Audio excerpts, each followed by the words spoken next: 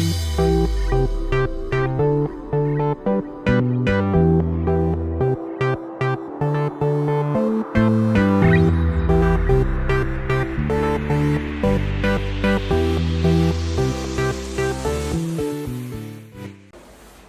everyone, you're welcome back to another episode with Marabel foods and recipes. So guys, in today's episode we'll be cooking plantain porridge.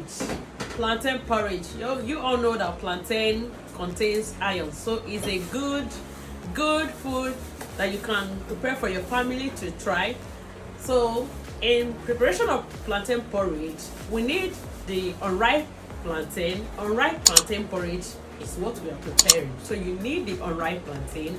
You need a couple of ingredients. You need red oil, you need pepper, you need crayfish, you need ogiri, you need your salt, of course, cubes.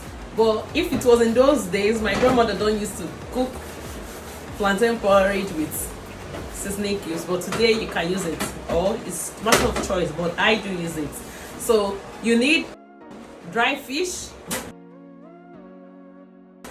but it's optional. Your crayfish can do the magic, but I like using dry fish to give it more taste. You can also use, in the absence of dry fish, you can use smoked fish. You can even use chicken to cook plantain porridge. So guys, let's get right into the video. But guys, before that, if you've not subscribed to my channel, do it now. Why not subscribe so that you become my family here on YouTube, and also you get to know when I post videos. You become my family on YouTube, and because I'll be posting new recipes of foods you can try in your home and make your family and friends happy.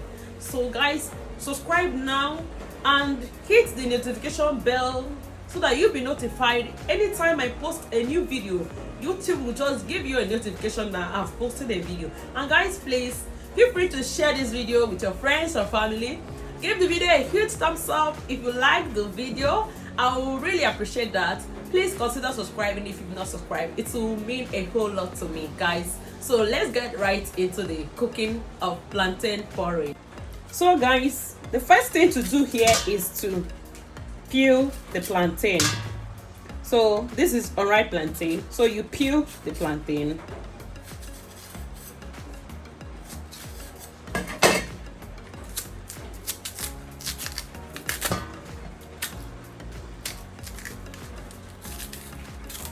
In those days, my mom taught us that if you want to peel plantain, unripe plantain, you rub red oil on your hands so that the plantain gum will not stick to your hands. But I didn't do it now, so but you can decide to if that's what you want.